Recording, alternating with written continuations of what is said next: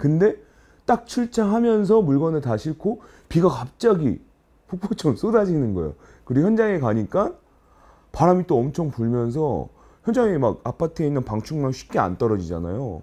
근데 배송하고 있는데 막 떨어지는데, 그럼 저는 배송을 하지 않는데 돈을 못 버는 상황에서 돈을 내야 되는 상황이에요. 도리어. 근데 그런 구조를 가지고 있기 때문에 아파도 쉴 수가 없는 거예요. 어떤 조합원은 자기 동생이 죽었는데 그날 나와서 일을 했어요. 배송이 어렵다고 계속 쿠팡 측에 연락도 하고 뭐라고 얘기했는데 답변이 없었고, 그걸 배송을 하는 과정에서 그 물에 휩쓸려 내려간 거예요.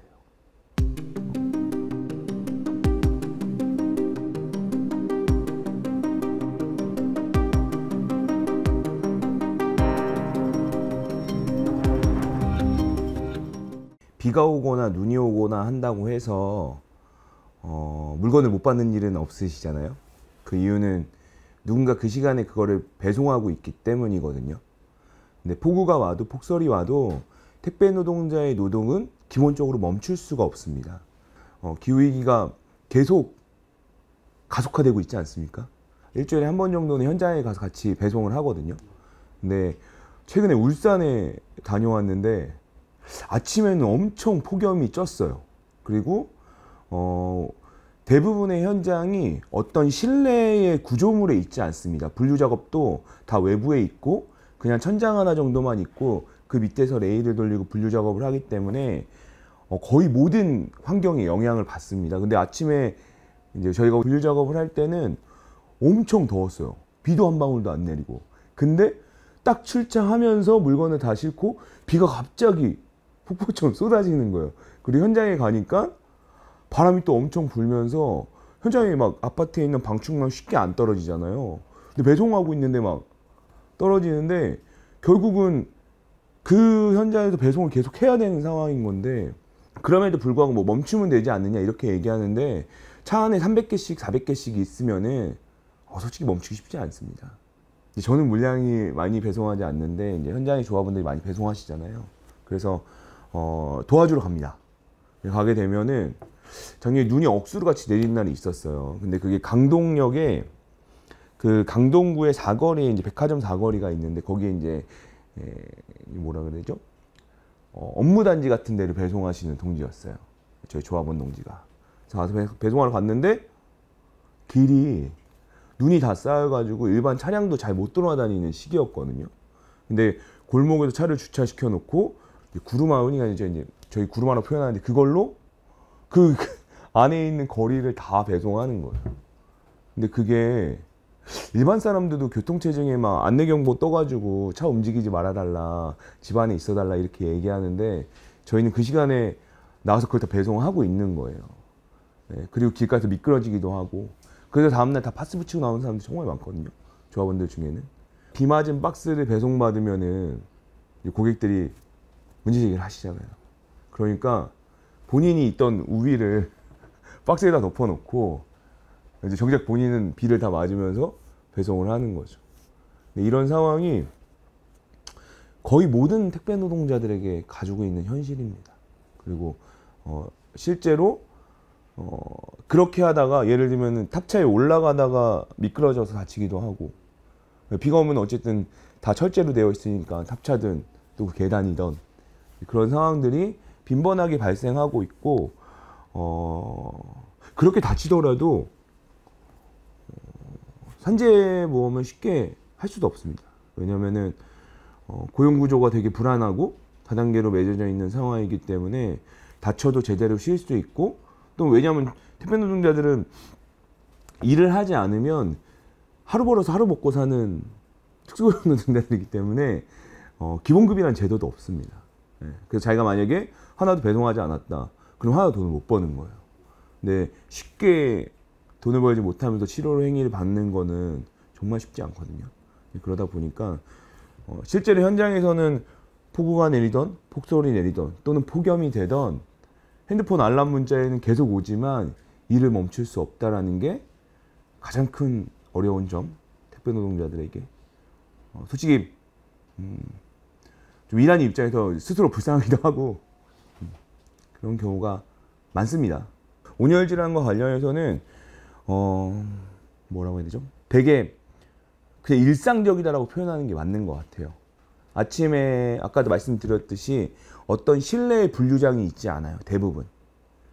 제가 일하는데 실내에 분류장이 있음에도 불구하고 에어컨이나 또는 냉난방기가 적절하게 가동되지 않기 때문에 더울 땐 엄청 덥고 추울 땐 엄청 춥거든요.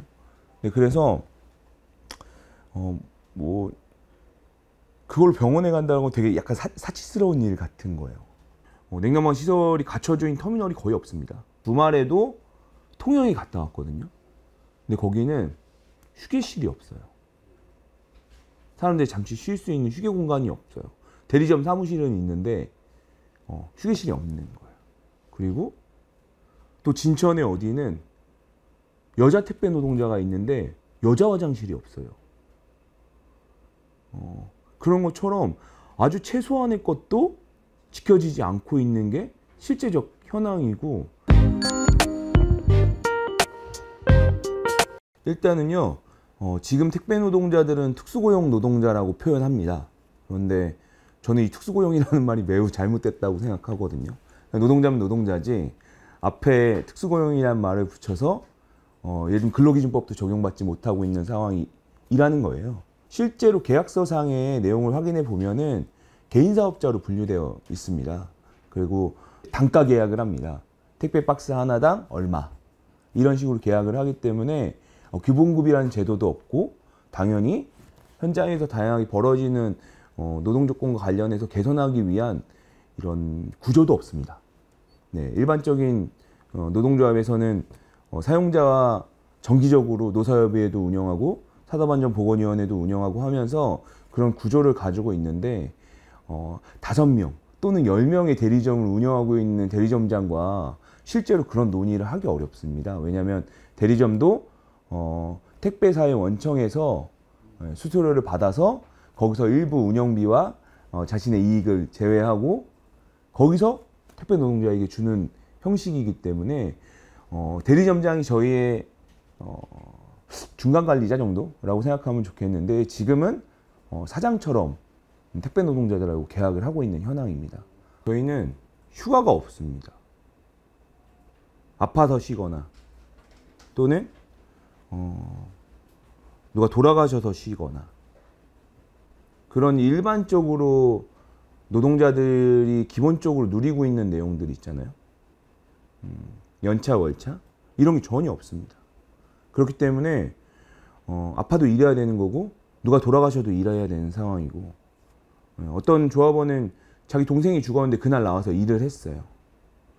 그런 과정을 보면 당연히 안 그런 대리점도 있지만 결국은 내 물건을 내가 배송해야 된다라고 하는, 근데 그 물건 자기 게 아니잖아요.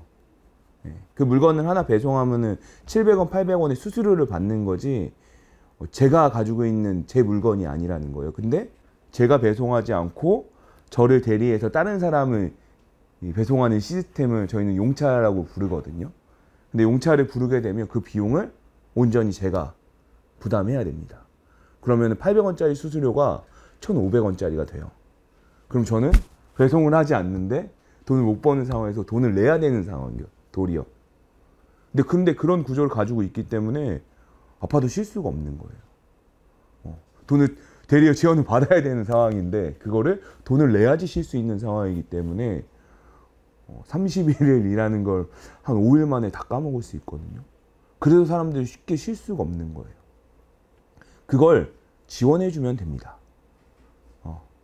원청과 대리점에서 그 역할을 해주면 되는 건데 그런 것들 아무것도 하지 않은 채 온전히 택배 노동자에게 다 전가시키고 있는 거예요. 원래 택배는 한진이 정규직으로 시작했습니다. 정규직 택배로 시작이 됐는데 어느 순간 그걸 다 책임질 수 없다, 또는 책임지기 싫다, 또는 자본주의 사회에서 원청이 더 이익을 많이 남겨야 되는 상황이 발생되면서 개인사업자로 다 바꾼 거예요. 복리후생도 신경 쓰지 않아도 되고 퇴직금을 안 줘도 되고 단가 계약을 맺기 때문에 전혀 나머지 것들을 신경 안 써도 되는 상황이 발생이 되거든요. 그러다 보니까 당연히 이제 그런 구조로 다 바뀌게 된 겁니다. 이 고용 구조가 그래서 모든 택배 노동자를 쉴 수 없게 만들고 과로하게 만들고 하는 구조를 저는 가지고 있다고 생각합니다.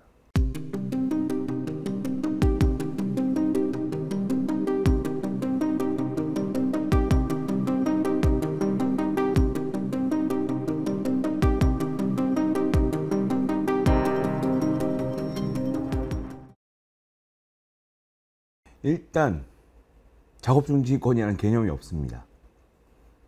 작업을 내가 중지할 수 있다 또는 사측이 작업을 중지시킬 수 있다 라고 생각하지 않습니다. 그 말은 그냥 일을 계속하고 있다는 거예요. 최근에 사례를 보면은 쿠팡이 이제 쿠팡 플렉스라고 이야기 되어지는 자기 차량으로 승용 차량으로 배송하는 분이 경산에 돌아가셨잖아요. 이틀 동안 많은 비가 쏟아진 경북 경산에서 한 40대 여성이 밤사이 불어난 물에 휩쓸려 실종됐습니다. 그 실종자는 택배 일을 하고 있었는데 사고가 나기 전 동료에게 비가 너무 많이 와서 배달을 못하겠다고 연락했던 걸로 확인됐습니다.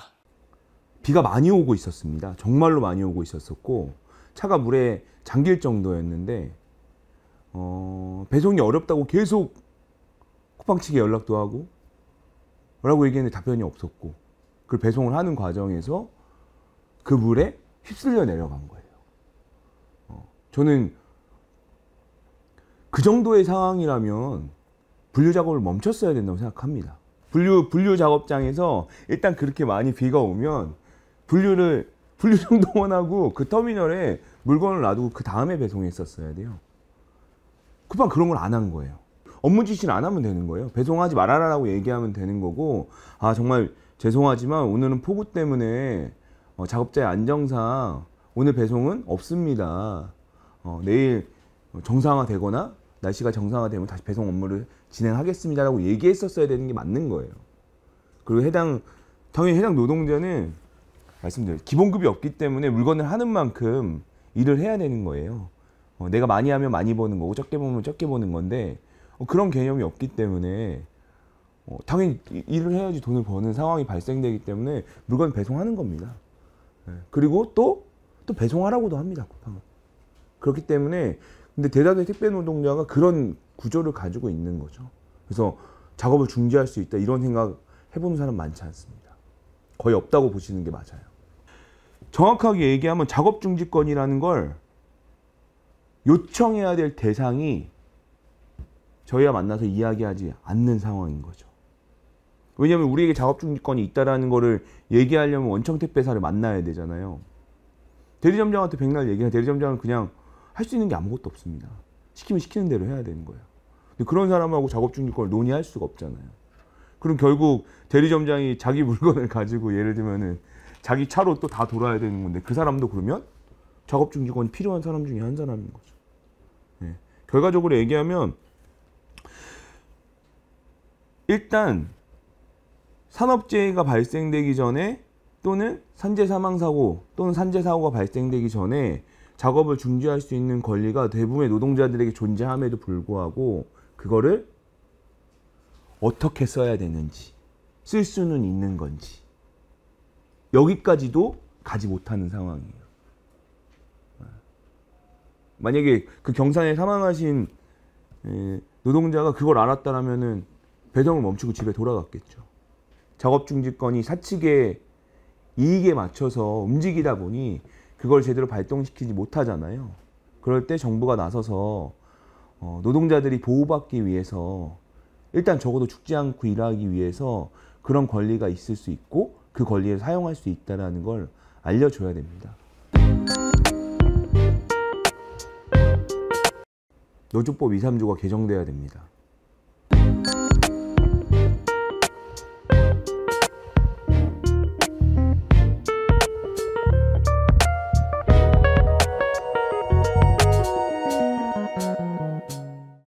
이게 기후위기와 뭔 상관이야 이렇게 얘기하실 수 있는데 노동자가 돼야 돼요.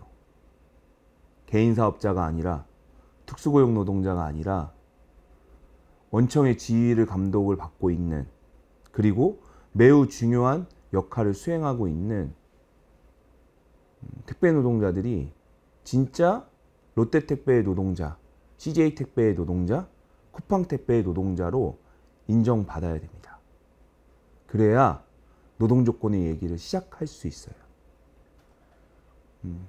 비가 와도 폭설이 와도 어떤 조치가 필요하다는 걸 얘기하려면 상대방이 사용자가 나와서 같이 얘기를 시작해야 됩니다.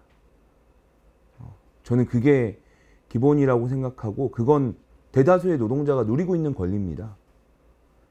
교섭하는 권리, 그리고 단체 행동할 수 있는 권리는 지금도 택배노동단이 있어요. 하지만 제대로 된 교섭이 없습니다. 구체적으로 얘기할 상대방이 나와야죠. 그런 지점에 있어서 노조법 2, 3조가 반드시 개정돼야 됩니다. 실제로 자본주의 사회에서 기후위기에 직격탄을 맞는 건 국민이나 그러니까 일반 국민을 얘기하는 거예요. 또는 정말 열악한 환경에서 일하는 노동자들이더라고요. 진짜 부자는, 진짜 자본가는 기후위기와 별 상관이 없습니다. 더운 데서 일하지도 않고 추울 때는 또 적정 온도 갖춘 곳에서 일을 하고 있기 때문에 결국은 더 어려운 사람들에게 기후위기는 더 심각하게 발현되어지는 것 같습니다. 우리가 뭘 해야 될까 생각했을 때는 노동자로서 기후위기에 좀 신경 쓰는 것과 그리고 내 현장을 바꾸는 데 있어서 내 뭔가에 필요한 내용들을 이야기하는 데 있어서 10% 가지고는 너무 어려워요. 네, 지금 저희가 택배노동자가 7만이라고 얘기하거든요. 저희는 딱 7천 정도입니다. 롯데도 딱 그 정도예요. 그런데 너무 목소리가 작은 것 같아요. 그래서 택배를 받는 거에 대한 얘기만 나오지 그 택배를 배송하는 노동자들의 목소리는 여전히 작다. 그리고 미미하다. 라는 생각입니다. 그래서 좀 더 많은 택배 노동자가 개인사업자라는 이름을 좀 버리고 특수고용이라는 그런 앞풀이 말을 좀 빼고 진짜 노동자로 거듭나는 데 있어서 좀 노력해야 되지 않을까 이런 생각을 많이 하고 있고, 기후재난 속에서 삶과 노동 안전을 지키기 위해서 노동자들이 노동조합에 많이 가입하면 좋겠습니다.